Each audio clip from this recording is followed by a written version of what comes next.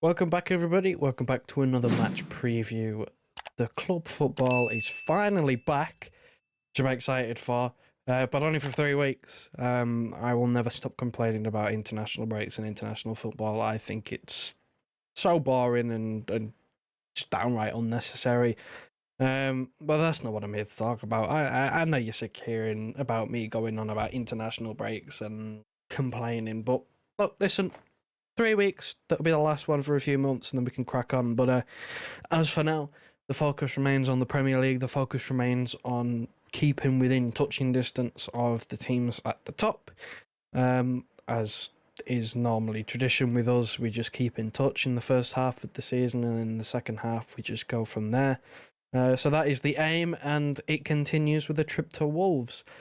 Before I come and break this game down, if you do me a massive favour and please leave a like, it'd be massively appreciated, and subscribe if you are new. But let's just get into talking about Wolves, because it's an interesting one, really, isn't it? I mean, on paper, we're heavy favourites, as we normally are, even though, again, we're the away team. And Wolves have been an interesting side in the Pep Guardiola era. A few wins. They beat us last season at their place, so... Look, it is one of them where anything can happen, but I mean, as it stands right now, they sit rock bottom of the Premier League with 1 point, which is not good. And I mean, is it one of those games where you look at it and we have a tendency to let someone do something, whether it be score their first goal, get their first win, things like that, score against their old club, that sort of thing. Is that on the minds of anyone going into this game? It's on my mind. I mean, I think it'd be quite typical to go into a game against bottom of the league, away from home. Everybody thinks that easy 3 points, they're bottom. They have been, to this point, one of, the worst teams in the league so far. Even though I think it's a little bit sort of fugazi. I don't think they deserve to be bottom. I've watched a couple of Wolves games and watching them last season as well. I think they've been a little bit unlucky to be bottom. I still think there are worse teams that are above them. But that's not what the league says. The league says they're bottom, and people will look at that and go, we're challenging for a title and they're rock bottom, easy 3 points. And this is a game where I'm not expecting an easy time. I'm really, really not. Like I said, last season we went to Wolves and we lost. We lost, and we've done that before. We've gone away to Wolves, even at home to Wolves as well. I mean, we're going back to Adama Traore at Wolves and Nuno and them sorts of times. But point still stands. Wolves have still been a team that has managed to throw a few questions at us. Of course, there's been a few, heavier scorelines. We've turned them over once or twice, but again, they're another one of them teams. You could throw Crystal Palace in there as well. Crystal Palace, they're another team that have really shaken things up when we've played them. Brentford as well. There's a couple of teams that normally, regardless of league position, give us a tough time, and Wolves tend to be one of them, to be honest. So, again, I'm not expecting anything easy, but I'm still expecting a win. That's just what I come to expect, regardless of what I've just said, and paying my respect to the opposition. A win is the only acceptable result here. Given, before the game, who knows what goes on in the game, go down to 10 men or whatever. But right now, as I'm sat looking ahead to this game, it's a win. Anything else than a win is disappointing. It's definitely 2 points or 3 points dropped, depending on which way the result goes. So it has to be a win. And the main thing I suppose that I'm looking out for in this game would be a performance increase, because, I mean, I don't know if I'm the only one, but from when we last left off, that stretch of sort of, maybe 3-4 games before the international break just gone, we were getting results, but the football was not good. It was not good. I thought defensively it was a little bit poor. Getting Haaland in the game just was a struggle, and it just wasn't great. Now, it normally is quite inconsistent and a little bit slow at the start of the season. Again, it's just typical us, but that's the one thing I'm looking at now, where we're approaching match week 8, and I'm kind of looking for the levels to be raised a little bit for us to kick into second gear at least. Like the wins have been great and the results have been great, and we haven't lost a game yet, but some of the performances in there have been a little bit questionable, and a few decisions have also been a little bit questionable. So I'm going to throw up a predicted 11 up on screen, as there's every single player fit and available for this game pretty much, bar the obvious long-term absences, Oscar, Bob, Rodri, that sort of thing. But everybody else, they're available. So this is, I've kind of picked something that is, it's half and half. It's half what I think and half of trying to problem solve, essentially, trying to get the performances, specifically defensively is where I'm looking, because I mean, that game against Fulham, jeez, do we need to even go back and talk about that one? I mean, we're Adama Traore being able to put the ball in the back of the net from being absolutely smashed. So defensively, something needs to be worked on there, and I'm kind of feeling that there's a problem in the middle of the pitch. Is my main concern. I think there's a big problem in the middle of the pitch that, for as good as Rodri is, and people talk about his work on the ball in terms of being able to keep it, his range of passing, his threat from outside the box in terms of scoring, there's a big drop off in terms of physicality when he comes out the team. Kovacic does most things that you'd want Rodri to do really well. He keeps hold of the ball, he keeps it ticking. He tries to shoot from range. He's not as good at it. Again, he scored twice against Fulham, and he's got a couple of other goals over the last couple of seasons, but it's still not something that he's good at, but is respectable enough for it to be a problem for oppositions, or at least he's showing at the moment it's respectable enough to be someone to be closed down or marked when he's on the edge of the area. But there's a big problem with physicality in the middle of the pitch, and I think that's an area where we've become a little bit stuck.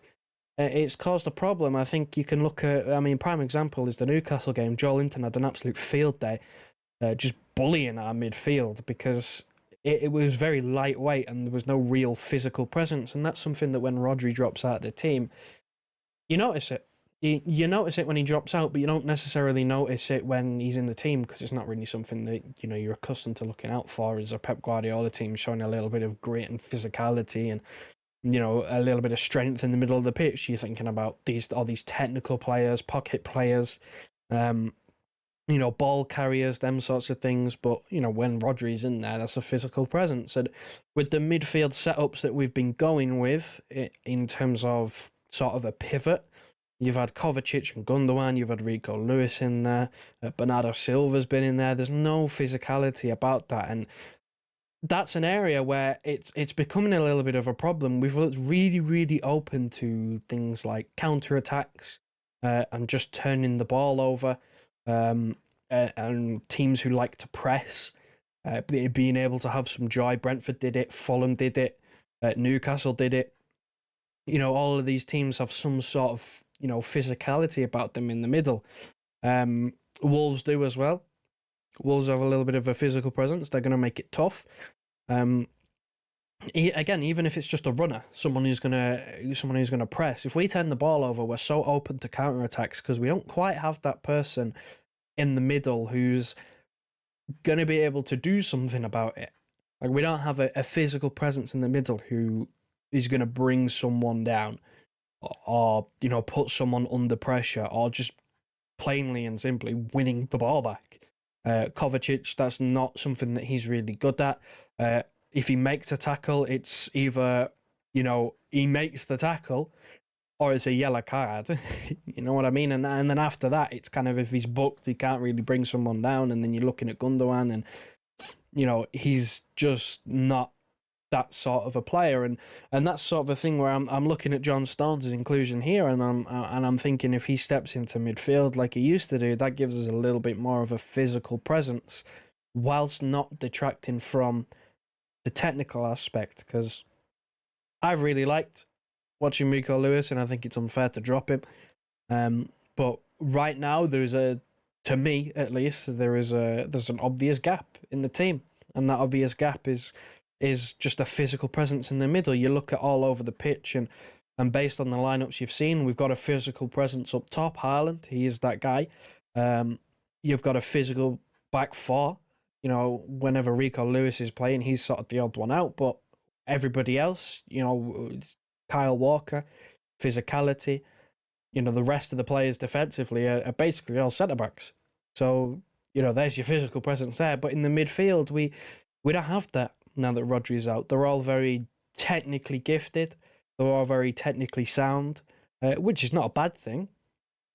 But especially in the Premier League, which is known for its physicality, not having anyone in there is, I feel like it's causing a little bit of a problem, and it's something that there is a solution. I mean, John Stones is the guy that I've put in there. Again, I think it's harsh when you look at someone like Rico Lewis or even a Kanji as well, to look at them and say that they have to drop out. But the only real other physical, you know, player that I can think of, someone who would add a little bit to the midfield, who can do what I'm essentially looking for. And again, I'm not a manager or a coach. I might just be waffling. I probably am just waffling.